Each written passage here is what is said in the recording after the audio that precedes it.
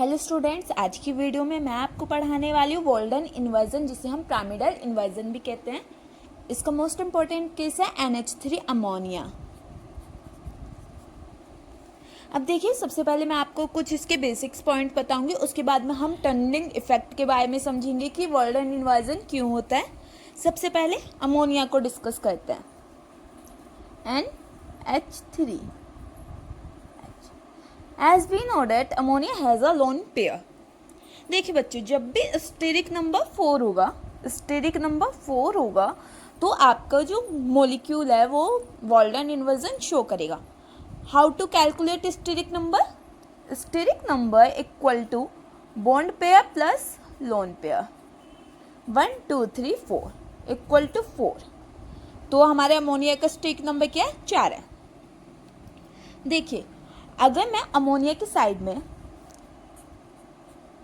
H की जगह बल्कि I ग्रुप्स लगा देती हूँ तो इनमें इतना ज़्यादा रिपल्सन क्रिएट होगा कि जो अमोनिया का लोन पेयर है वो आपका इनएक्टिव हो जाएगा। तो इसका स्टेरिक नंबर क्या हो जाएगा? 3 हो जाएगा। तो इसमें वॉल्डन इन्वर्जन शो नहीं होगा। यूजुअली हम बोल सकते हैं कि ऐसे कंपाउंड और मॉलिक्यूल जो स्टेरिक नंबर 4 शो करते हैं वो आपके वॉल्डन इन्वर्जन शो कर सकते हैं। देन क्वेश्चन राइज होता है, तो मैम PH3 भी कर सकता है वॉल्डन इन्वर्जन शो? सीधी सी बात है कि फॉस्फोरस के पास एक लोन पेयर है, 3 हाइड्रोजन है, तो ये स्टेरिक नंबर 4 मानेंगे हम तो, और ये वॉल्डन इन्वर्जन शो करेगा। लेकिन बच्चों ऐसा नहीं होता। PH3 क्या है? एक ड्रैगो मॉलिक्यूल है। Drago molecule. How we can say it is a Drago molecule? जब भी सेकंड और third period onwards central atom होता है और उसके साथ में जो सराउंडिंग एटम है वो स्मॉल हो, साइड एटम स्मॉल हो, तो उसे हम बोल देते हैं Drago molecule. For example PH3। देखिए P आपका एक बड़ा सेंट्रल एटम है और H क्या है?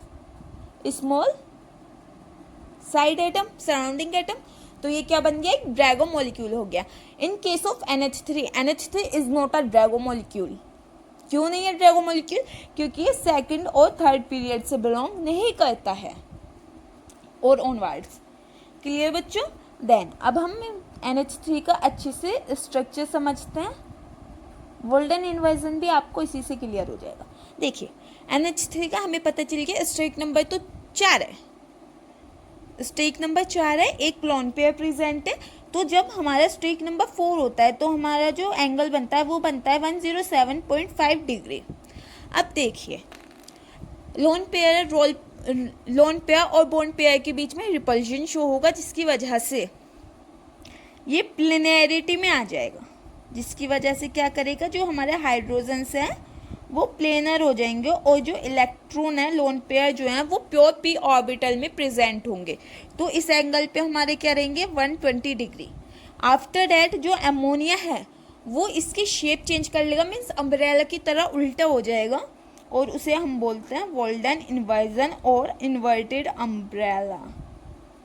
जैसे कि आप बहुत तेज हवा में कभी अम्ब्रेला खोलते हो तो वो उल्टा हो जाता है ना, उसकी शेप इन्वर्टेड हो जाती है, तो उसे ही हम बोलते हैं इन्वर्टेड अम्ब्रेला और वॉल्डन इन्वर्जन।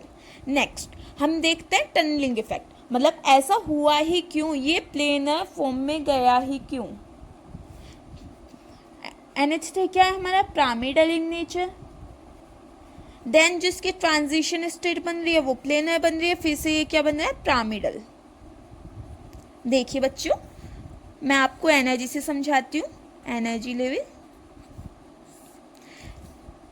हम जानते हैं कि जो हमारा NH3 मॉलिक्यूल है इसकी हाइब्रिडाइजेशन क्या होती है? sp3।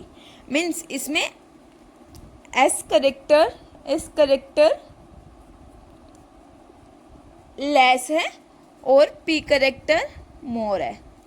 तो अगर मैं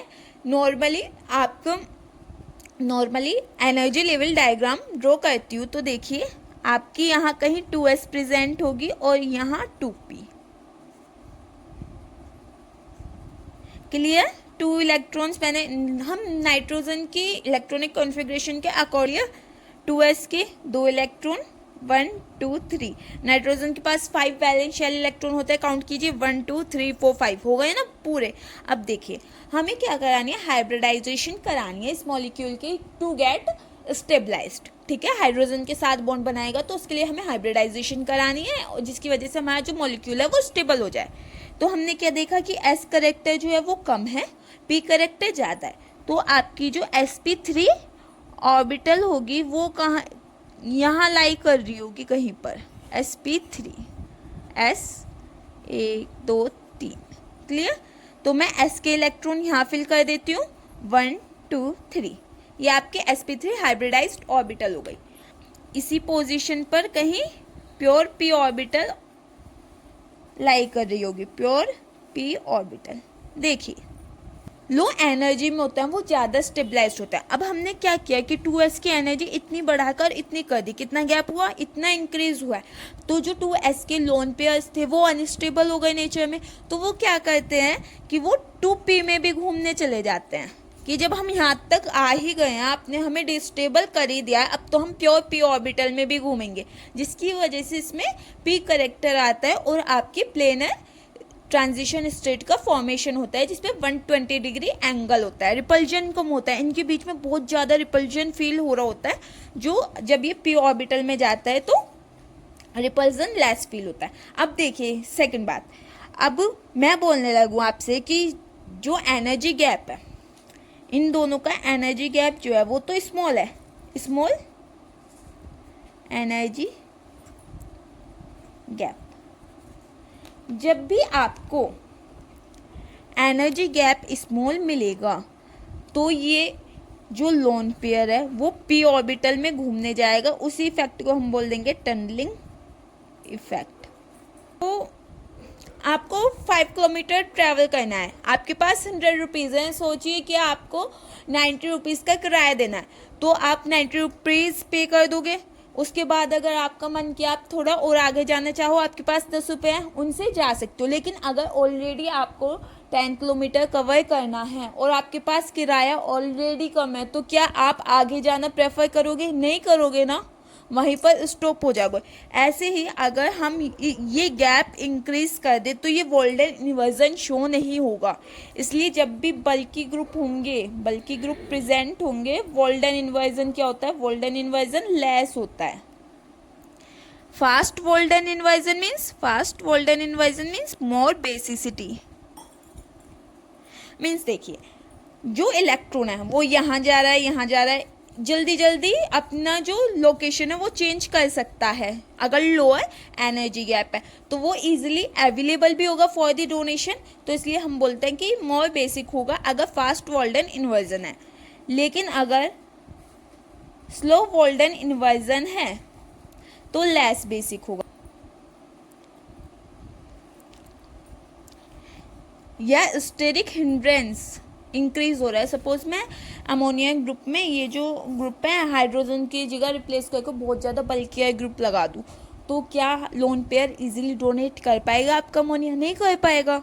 तो जैसे जैसे स्टेरिक हिंड्रेंस बढ़ता है वैसे वैसे बेसिसिटी कम होती है। ये इसके कुछ फैक्ट्स हैं।